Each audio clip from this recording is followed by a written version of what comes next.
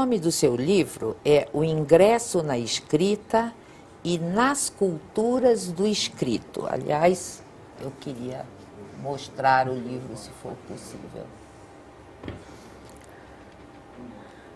Ele para em pé sozinho. O que você quer dizer com esse título?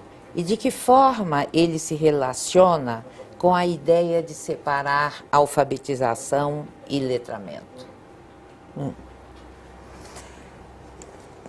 Bueno, ¿por qué el título está centrado en las culturas de lo escrito en plural? En primer lugar, para recordar, porque sí hace falta recordarlo, que la escritura es un producto histórico de culturas urbanas, que se inventó de manera independiente en 4, quizás 5 lugares diferentes. Hay 4 indiscutibles, que es la Mesopotamia, China, el Valle del Nilo y la zona maya en nuestro continente latinoamericano, y el 5º posible lugar es el Valle del Indus en la India. Y algunas de esas escrituras fueron más exitosas que otras. Las más exitosas son las que sobrevivieron más tiempo, y algunas de ellas sobreviven hasta nuestros días, y tuvieron gran impacto en otros pueblos.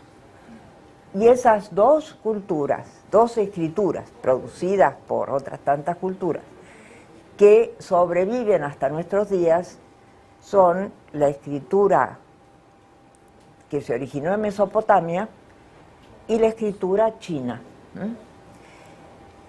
Son sistemas radicalmente diferentes entre sí.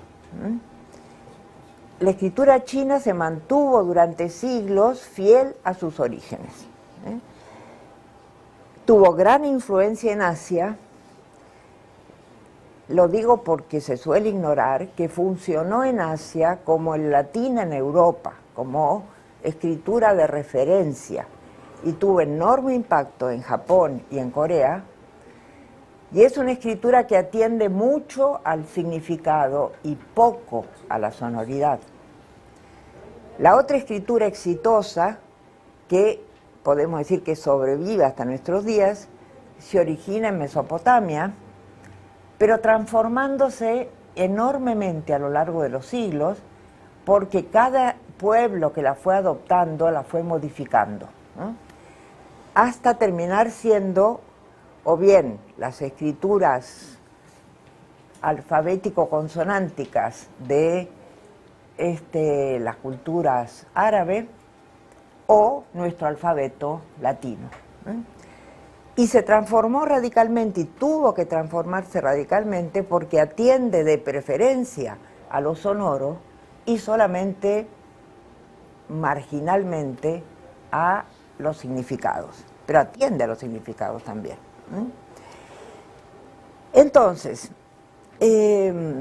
algunas historias de la escritura son tan etnocentristas que no hablan de China, hablan de la evolución de la escritura mesopotámica hasta llegar al invento griego y las transformaciones luego de los romanos, y después hay un capítulo sobre los chinos que parecen ser una anomalía. Ahora, una anomalía utilizada por 1.360 millones de individuos, pues es una anomalía curiosa, por lo menos que podemos decir.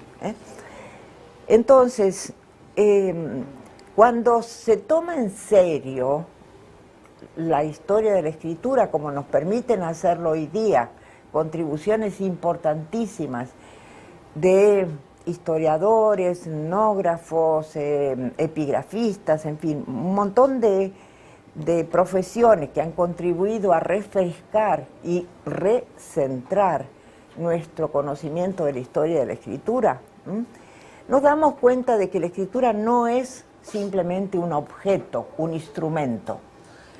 No es como la cuchara o la rueda. A colher.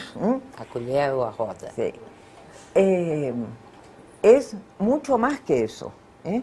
Es un objeto cultural permeado por los valores de cada grupo cultural, los valores que cada grupo cultural deposita en ella.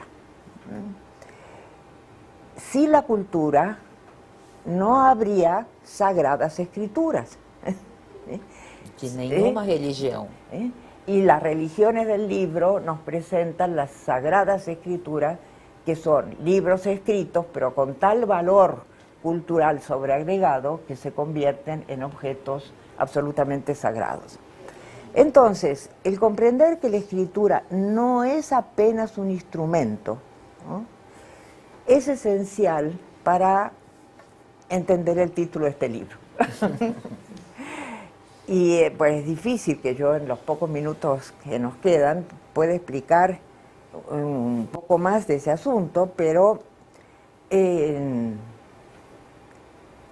yo sostengo, y como lo sostengo por escrito, en una de esas se puede leer, que no es apenas un instrumento, no es apenas un código, y un código defectuoso por añadidura, sino que es la manera de representar la lengua oral que ciertas culturas fabricaron y lograron transmitir hacia otras.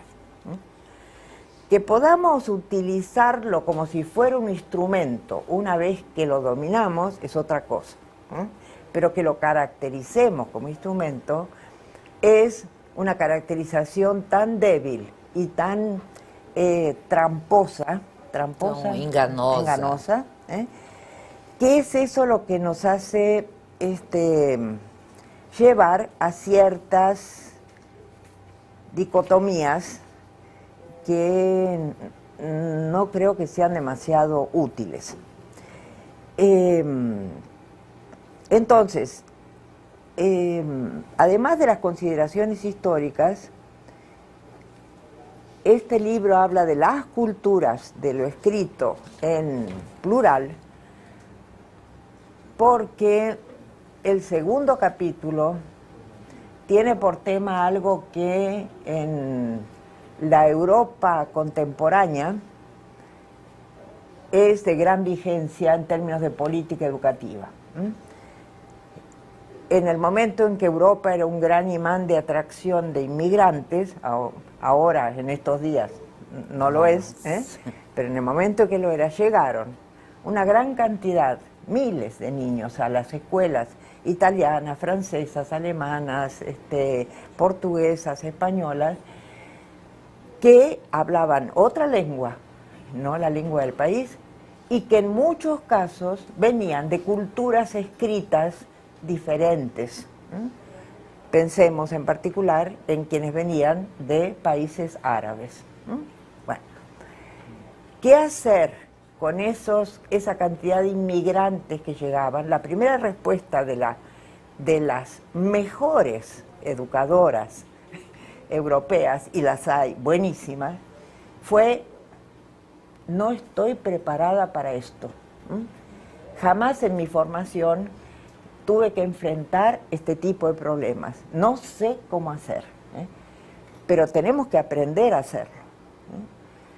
Y aprendieron hasta llegar a experiencias fantásticas, como algunas que he podido ver directamente en el norte de Italia. Y en el segundo capítulo se habla explícitamente de experiencias de aula, en donde la diversidad de lenguas y de escritura se utiliza didácticamente. Convertir la dificultad en una ventaja pedagógica, ventaja pedagógica, me parece que es una de esas cosas maravillosas que se pueden ver en ciertas escuelas. Entonces, en ese segundo capítulo encontramos niños de 4 y 5 años, crianzas de 4 y 5 años, que tienen en su biblioteca de aula libros escritos en diversas lenguas y con diversos sistemas de escrituras, y los comparan, comentan acerca de ellos.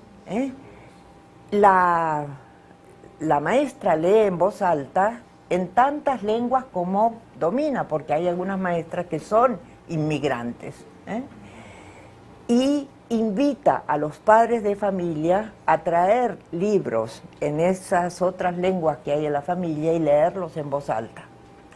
Las reflexiones que esos niños son capaces de hacer son absolutamente extraordinarias. La reflexión metalingüística en un estado así de fascinación total, ¿eh? Y cuando se enfrentan al problema de la traducción, se enfrentan al problema de saber si este libro traducido es el mismo libro, si el personaje traducido es el mismo personaje, ¿eh? Y si la historia sigue siendo la misma después de un proceso de traducción. Bueno, las maestras no esperaban que los chicos fueran capaces de reflexionar sobre la traducción en preescolar, ¿eh? Ocurre que, asumiendo la diversidad lingüística y de escritura, se registró que sí son capaces de reflexionar sobre la traducción, ¿eh? A esas edades. Entonces yo digo, mire, todavía estamos por descubrir quiénes son los de 4 y 5 años, ¿eh? Y las posibilidades de reflexión que tienen. Entonces, eso con respecto al plural del título, ¿eh? Me queda todavía lo de... Que me encanta. Bueno, me queda todavía el asunto de separar alfabetización de letramento, ¿no? Sim. ¿Usted falou disso o no falou? Falei. Falou. Bueno, Você já está dentro do tema. sí, estoy dentro del tema, pero justamente la dificultad que yo veo a esa terminología es que genera una disociación entre algo que es visto como un código o un sistema de marcas con correspondencias grafofónicas y nada más, ¿eh? Y por otro lado, algo que es más bien los usos sociales y las funciones sociales de lo escrito, ¿eh?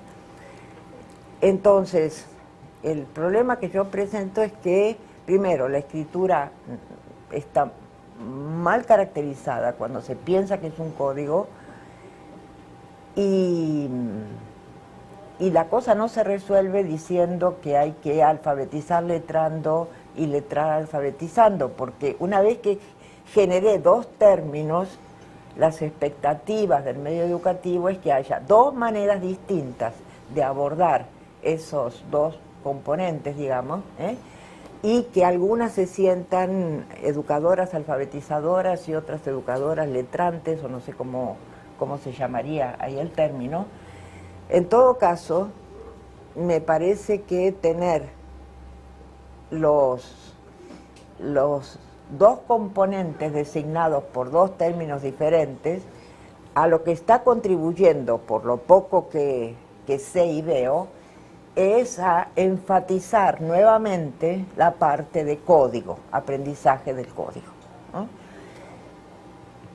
Claro que, por otra parte, debo reconocer que algunos de mis mensajes escritos, orales, a pesar de mis esfuerzos, fueron considerados como que yo soy espontaneísta, ¿eh? Es decir, que las crianzas aprenden todo sozinhas, ¿eh? Y que la tarea del adulto es sentarse en una poltrona a contemplar el espectáculo del desenvolvimiento, ¿eh? No, yo nunca dije eso. Las educadoras no son espectadoras, ¿eh? Y tienen que descubrir cuál es su rol y ejercerlo profesionalmente, ¿eh? Y ahí viene el problema, en el profesionalmente. Mientras sigan diciendo, dígame qué es lo que tengo que hacer, no estoy hablando con un profesional, ¿eh? Un profesional tiene que dialogar desde su oficio, ¿eh? Y debatir desde su oficio, con algo que sea argumentos, y no simplemente decir, esto funciona, esto no funciona, ¿eh?